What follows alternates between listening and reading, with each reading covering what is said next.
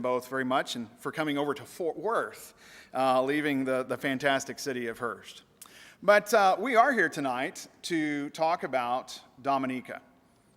I did not realize until the very end of our trip, right toward the end of our trip, how necessary it was for us to be on the island, to minister to our ministers, to Joe and to Edward.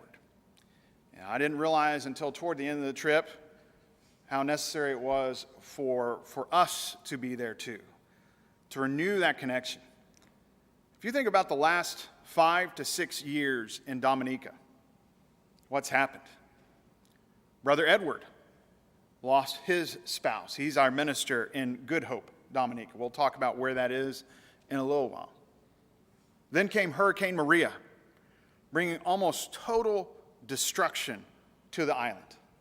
98% of the structures on the island were almost completely destroyed. We were on the island about 2 or 3 months after things calmed down enough for us to be safely on the island without getting in the way. And the destruction was almost total. I was able to go back again about a year later when the church building at Massac was rebuilt, and to be there to celebrate with the brethren there. But of course, then came COVID. COVID didn't hit the island too hard in 2020 as it did here in our community. But 2021 was an incredibly hard year in Dominica, almost a complete shutdown of everything that brings revenue onto the island. A lot of sickness and some death. And so it has been a challenging set of circumstances. And of course, just about 6 or 7 months ago, Brother Joe lost his beloved wife, Coy. Many of you are aware of that, and that heartache is still fresh with Joe.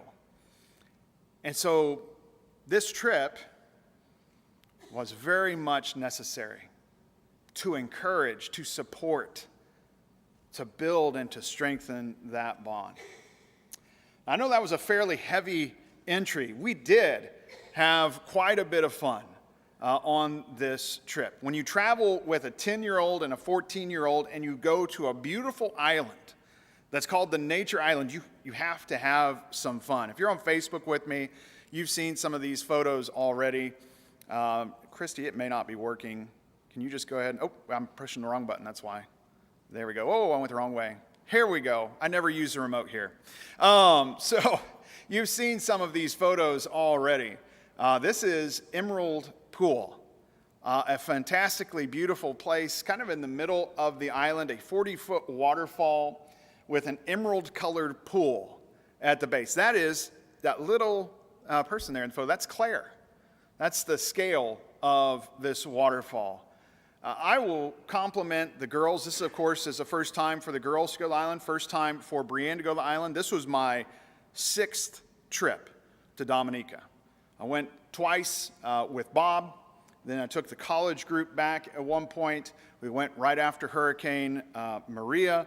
And then we also went another time. I went to celebrate the reopening of the church building there in Massac. And then came COVID. So this is my 6th time on the island, first time for the girls. And so, they learned what it was like to take showers without hot water and to live in a place without air conditioning. And they did. It didn't even faze them at all, not even for a second.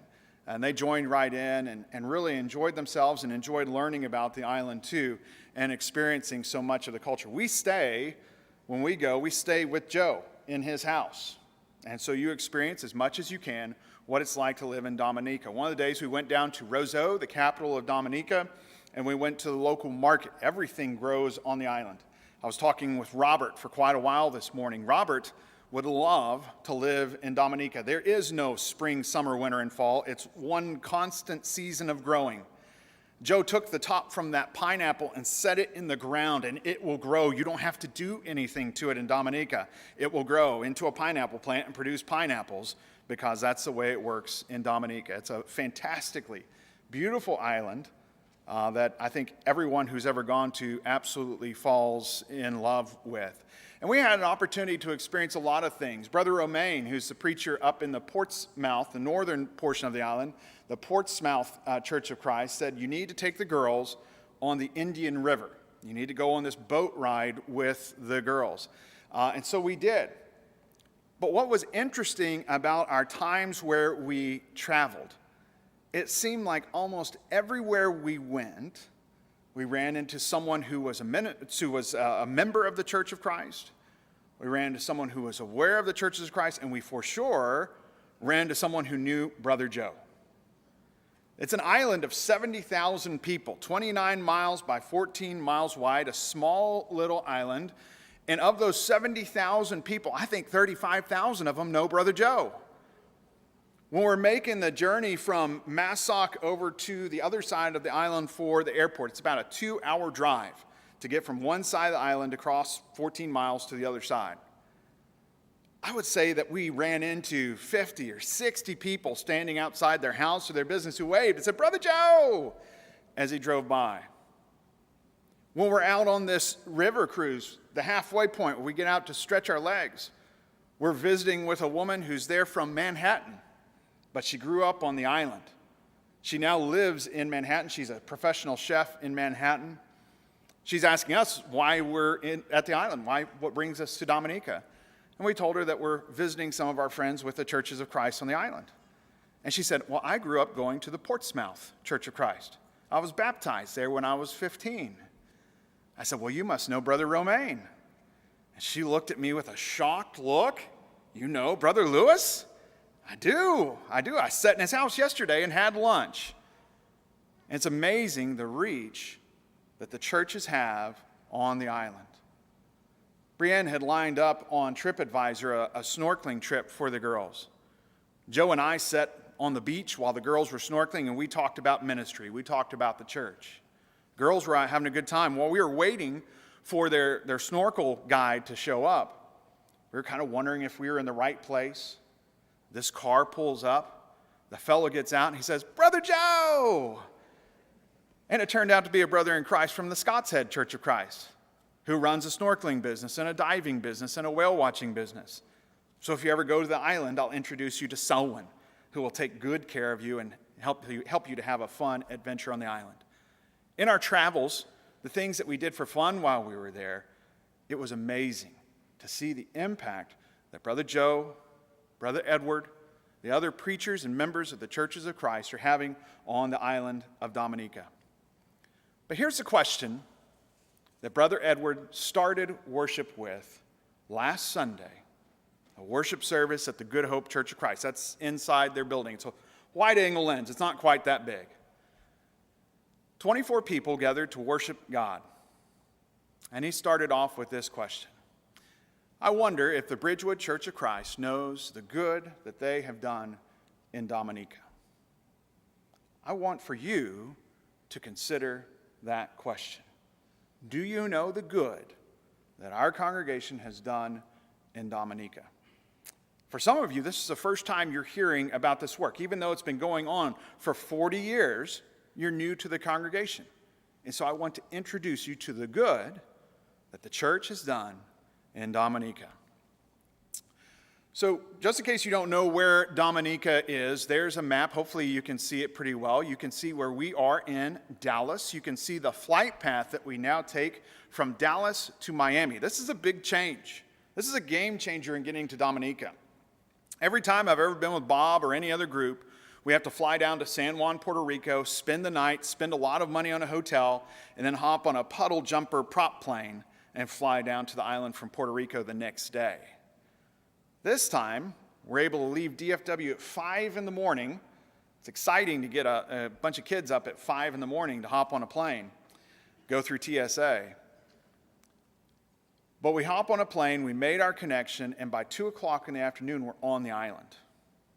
Now, let me tell you, this new flight path is a little interesting. So Travis knows, anyone who's ever flown the island knows that it's always a bit adventurous to get there on the prop plane. You kind of come in through this mountain valley and you bank left and you bank right, and the valley winds are blowing, so the plane's kind of lunging back and forth, and then you land. I thought on a jet it would be better. It's worse. Brianne's got a video. She's not here tonight. She's not feeling super good, but she has a video you need to watch sometime. Someone else recorded it and sent it to her. And you bank to the left and you look out the window and you're looking straight down into the trees, like straight down the trunk of the tree. That's how far banked over you are. And people say, whoa. And then you bank back to the right real quick in the jet and you just, whoa. And then you come over a mountain right before you get to the runway and everybody screams. I've never heard so many people scream on a plane. But then we landed. I loved what the stewardess said when we landed. When we landed, the stewardess said, "Isn't the pilot great? We made it." And you're just like, oh, I've never heard of anything going wrong, but it is a different kind of flight. I don't want to scare you away from going to the island, but just know you'll be a little adventurous, but they know what they're doing. I think the pilots that fly that route love that route. There's Dominica, 29 miles up and down, 14 miles across, a little bitty island in the Caribbean. Caribbean on one side, Atlantic on the other side, beautiful island. A couple interesting facts about Dominica. They have the highest density per population of people who are over 100 years old. There is debate about how old the oldest person was on the island. Some say 126, some say 128, some say 130. I'm not going to see any of those ages. That is really old. But there are 4 to 5 people who are over 100 years of age per 1,000 people of population. That's a lot of people over 100 years old. Something's going right down there on the island. The other thing that's interesting about the island is it also, based on the size of the island, has the highest density of volcanic activity. There are no open, active, magma-spewing volcanoes on the island, but there's a lot of geothermal activity and things like that going on around the island. This map here, hopefully you can see those gold stars. Those are the churches of Christ on the island. Now, if you're really good and your eyes are pretty good, you can count up real quick. There are 10 churches of Christ on this little island. You might be thinking, why in the world are there so many churches of Christ on a little island that's 29 miles by 14 miles? Well, let me give you an example. I can barely see that up there too, but kind of the top right portion of the island on the map, you might be able to see the airplane where it says Marigot. There's a church there in the city of Marigot, and there's a dot for another city right below it.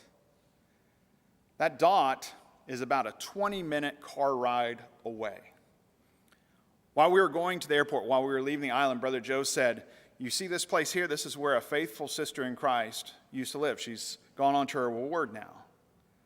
But I want you to think about where we are right now and a woman in her late 80s walking from here to the church building every Sunday and then all the way back uphill after worship services." And we drove, and we drove. We drove 20 minutes, we drove. And this faithful sister in Christ walked it every Sunday to be with the saints. That's why there are 10 churches on the island. Many people don't have cars. They're very expensive on the island. And so that's why there's 10 churches. And that's why the work of the Massac Church and the Good Hope Church are quite important. I also wanted to give you an illustration of money on the island. We all know island life is expensive. Everything gets imported on the island. I'm going to use this bag of candy here to illustrate a point, because this hit home for me. So everybody knows these, right? Orange slices. Can't see them from where you are. Orange slices. Pretty affordable candy, right? So I went to Kroger the other day and I bought these $1.08. That's how much it cost me to have a bag of orange slices that I'm going to eat after this presentation. $1.08. Sounds like I have competition from Claire down there. $1.08. So we're in the grocery line at the grocery store outside of Roseau and Dominica, and on the end cap there at the checkout, there's candy just like this. They were cherry slices made on the island in a bag. Everybody who has kids or grandkids, you take them to the store, you know what it's like. You get to the end cap, there's always candy hanging there. The kids ask, "Can I have some candy?" No. And then one day you're feeling pretty generous and you're like, "Okay, today you can have some candy," right? $1.08 is not a big deal. But that bag of cherry slices that was hanging there in the end cap $10.40 Eastern Caribbean dollars. That's what that XCD marcation is. That is what stands for Eastern Caribbean dollars. $10.40 Eastern Caribbean dollars. And that was the cheapest candy on the end cap. So you can do the math there real quick. That candy in our dollars by conversion would be about $4. And we might be thinking, well, I'm on the island. I know everything's going to be expensive on the island. So $4, that's not a big deal. We can have some candy. But then keep looking down that slide at some of the numbers. They don't have the benefit of converting U.S. dollars into Eastern Caribbean dollars. They live on Eastern Caribbean dollars.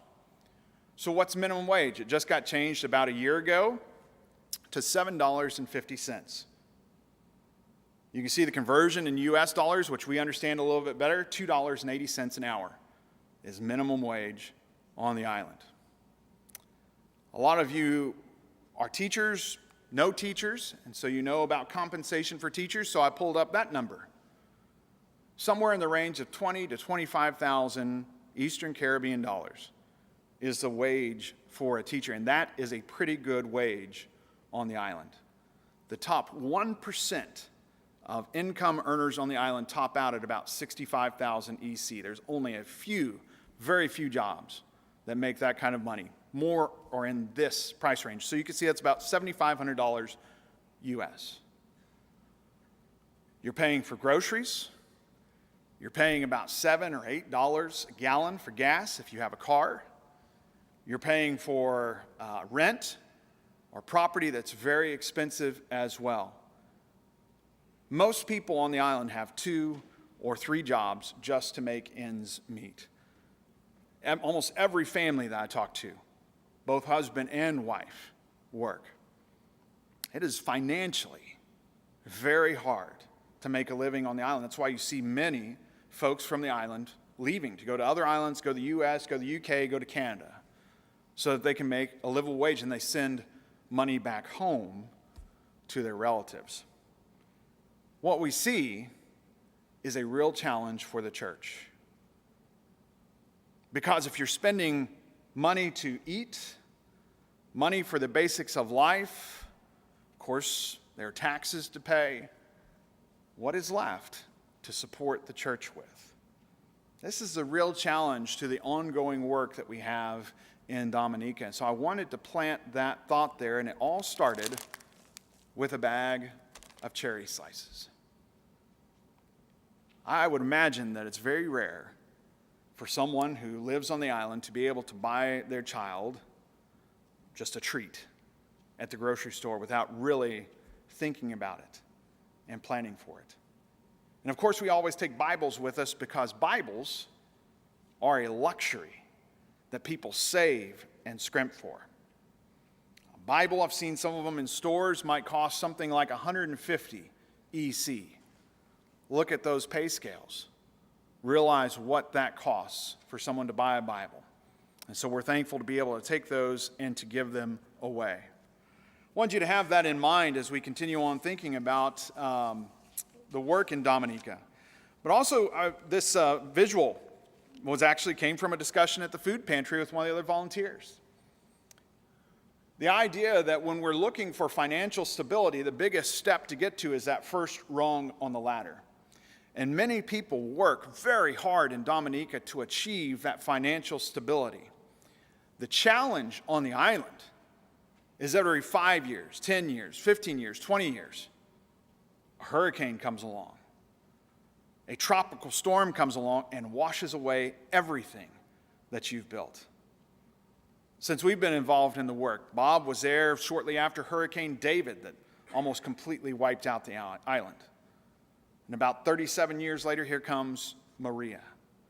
And in between that, a series of floods.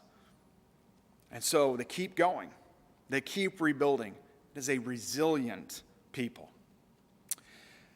So our 2 congregations that we support on the island. Massac is our primary congregation. You can see it on the left of the map. Good Hope is the other one. Massac is an area of population about 3,000 people. Good Hope, more remote, about 500 people, one road in and out of that location. And when that road washes out, you're in a boat coming back around the island in the Atlantic to try and get home. And that road, since we've been involved with the work, has washed out a couple of times. And it takes a couple of months to rebuild every time. Let's look at Massac if you're not familiar with the work there. The Bridgewood Church of Christ built this church building many years ago. And we rebuilt the building recently after Hurricane Maria. It's built on the side of a hill, and the top level is the worship area that you can see there. It's looking really good. That's the inside of the church building.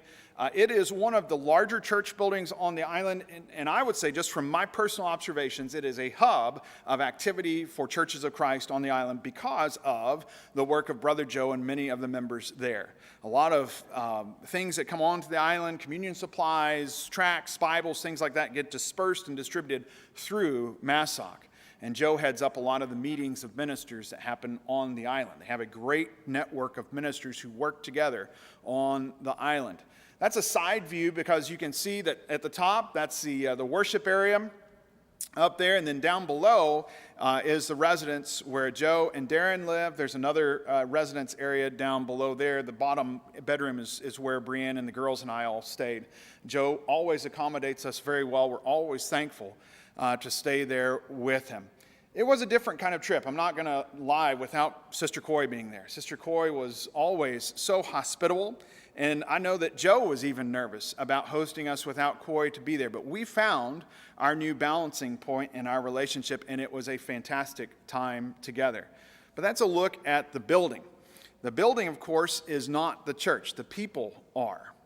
And so the Sunday that we were worshiping with the Massac congregation, one of the sisters there was celebrating her 75th birthday.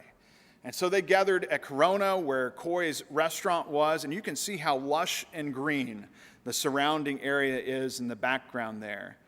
But this is a body of people, Christians, the church, who love each other, who know each other, and who are so very welcoming to us and to anyone who wants to come and join them. I was glad that the girls had a chance to experience this so they could really connect with the other Christians there in Massac, but especially the kids. It was so much fun to watch our girls play with all the kids that are there in the Massac congregation.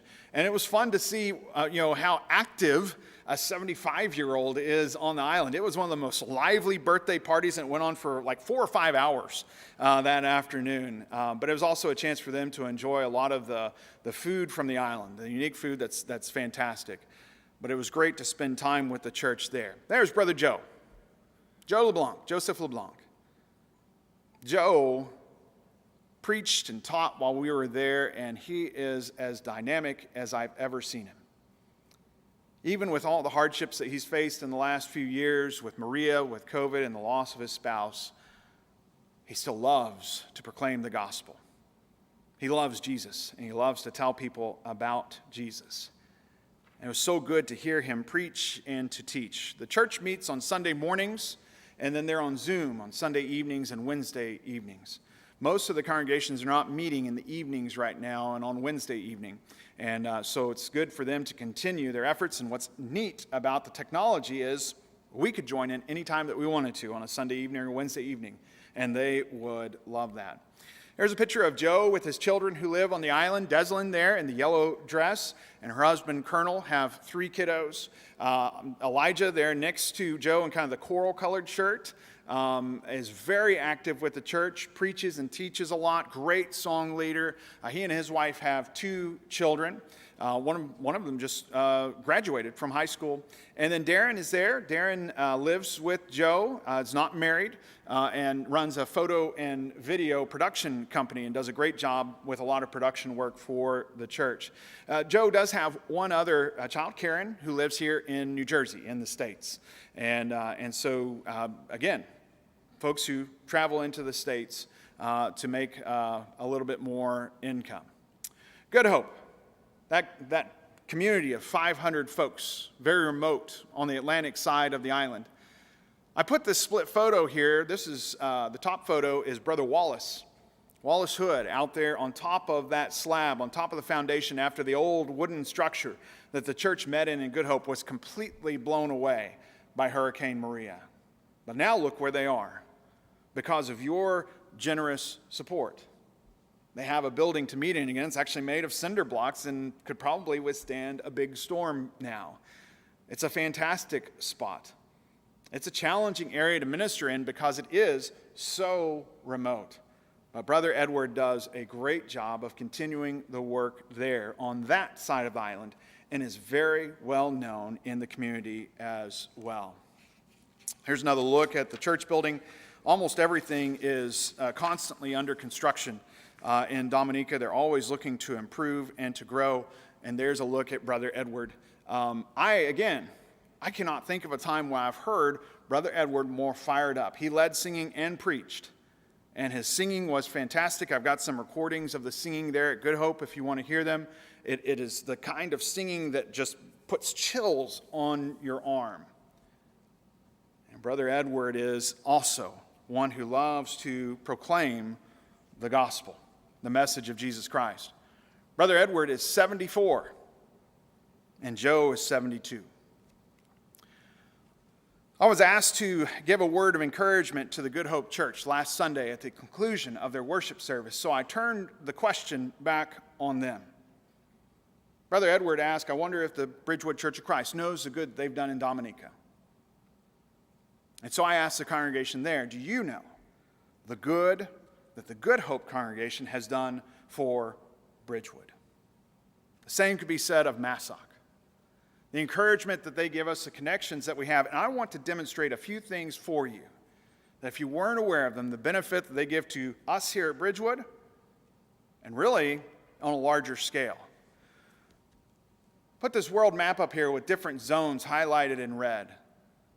Preachers from the island, many of them from Massac or from Good Hope, but all of them from Dominica, are in multiple islands throughout the Caribbean. There's one right here in the Metroplex. Robbie John, who's the preacher over at the Saturn Road Church of Christ, is from Dominica. There are brothers who preach up in New Jersey and New York, and even in Canada. I don't know how you adjust to Canada after you've grown up in Dominica, but they do it. There's also brethren in the UK. There's dense populations of folks from Dominica, both in New Jersey and also in the UK. And so you have brethren who have left the island for a variety of reasons, but have remained faithful preaching the gospel with what they learned there in Dominica. And that in itself is one of the things that was kind of challenging that we had to talk about with Brother Edward there in Good Hope. So many of the young preachers leaving the island, but they're not leaving the faith. They're continuing to proclaim. They're spreading the message about what's happening in Dominica. But I'm sure, I didn't ask them for certain, but I'm sure both Edward and Joe at 74 and 72 are worried about what the next generation of leadership in the church in Dominica looks like. And so that's something that we're working together on. But look at the impact in the world from a small island in the Caribbean. We also know that both Good Hope and Massac make a significant impact on our brother Bob. I know that Bob, if he could stow away in my bag, would have for this trip. Everywhere we went, people were, how's Bob? How's Bob? How's Bob? I'm like, how does everyone know Bob? Almost as many people that know Joe know Bob. But they love Bob. Bob is a Dominican in their eyes. And his influence in the work, his counseling for our ministers is unmistakable. And so we know that they have certainly made an impact on Bob. That's a photo from our trip right after Maria with Joe. Coy's in the photo too, and Brother Edward surveying the damage there in Good Hope after the hurricane. I would say that everyone in that photo too has a place in their heart for Dominica. Travis too, if he could have figured out a way to get stashed in my bag, would have.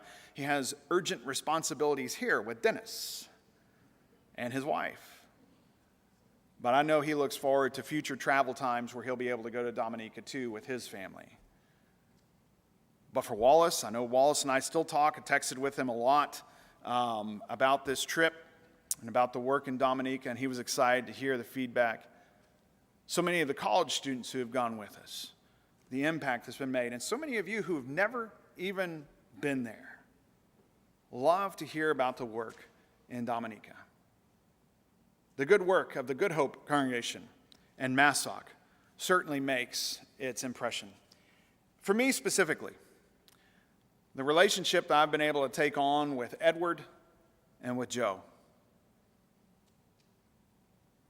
I appreciate Bob allowing me to have that opportunity to continue our relationship as a church with these good brothers.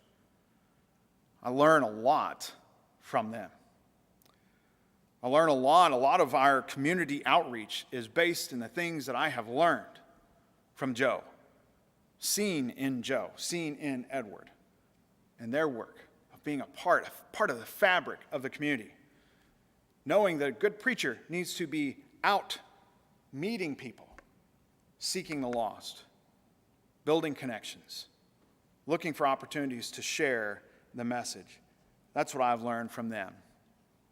And I'm thankful, too, for the opportunity to take my family with me. This was a privately funded trip.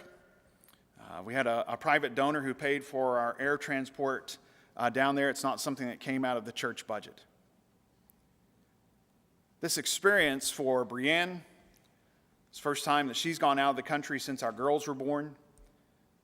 And this experience for our girls is one that I know will impact them deeply. The opportunity to travel around the world, to know that there are others who are working for the kingdom, to know that there are others who have great concerns. How am I going to afford even the basics of life? But I know I absolutely need Jesus. I know that I need Jesus, and I know that those around me most certainly need to hear about Jesus. The opportunity to see that in action, to visit with them, to build connections, especially for our girls, I think, building that next generation that continues to work in Dominica. I want to encourage you as you're thinking about our support of this work to know these are good and faithful servants who work hard to build leaders, to reach the lost, and to support the faithful. I think that every dime that we send to this island is so very well spent. It's one of the most effective works that we have as a congregation. I appreciate very much the opportunity to go there and recognize the time off and the sacrifice from me to help fill in and to teach and preach. It was such an encouragement to me to be with them. Spending the night sitting at Joe's house playing Uno and talking about ministry and talking about life. Traveling around the island, seeing people, Brother Joe, Brother Joe. And the love that he's built in that community for the cause of Christ. I hope that one day you get to experience that too. If you don't, though, we have an example in Colossians 2 of the way the church works. We are in a study of the book of Colossians on Sunday evenings, and it struck me so very clearly. The connections between this letter that Paul is writing to the Christians at Colossae and our connection to the brethren in Dominica. We find out in Colossians chapter 1 that Epaphras is the one who has communicated to Paul how the things are going, how the church is doing in Colossae. That is what we've strived to do tonight. How are things going in Dominica? It's going really well. It has its challenges like every other church, but it's going really well. And so that was my role tonight, to communicate to you. Paul, in chapter 2 of the book of Colossians, verses 1 through 6, is expressing his desire to go and see the Christians at Colossae face to face.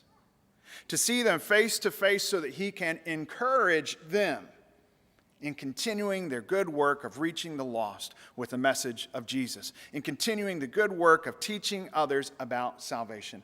I'm so thankful that I had the opportunity, along with my family, to do exactly what Paul wanted to do in that text. And I know that there are many, Bob, Travis, and others, who also long to be able to go down and to see the brethren face to face in Dominica and encourage them in the work. Let me say this. If you want to get connected with them through texting, with WhatsApp, I know Phyllis wanted to write a letter to one of the ministers down there. I can get you that information. We can get it to you. We can get you set up so you can build your own relationship with these men. But I hope what I've been able to share with you tonight has been an encouragement of this 40-year relationship that we're building, that continues to grow as we continue to support this good work in a people who love the Lord. We always, anytime that we are together, want to extend the Lord's invitation to those who are here. It is the Lord's invitation and not ours. There could be something in this presentation that challenged you in the way that you're living, the way that you approach life and your priorities, and perhaps you want the prayers of the congregation. Perhaps you have other things that you'd like to study about salvation. The church stands ready to help you.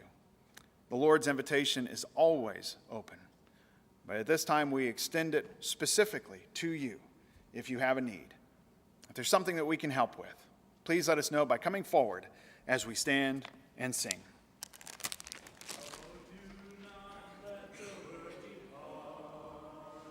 And close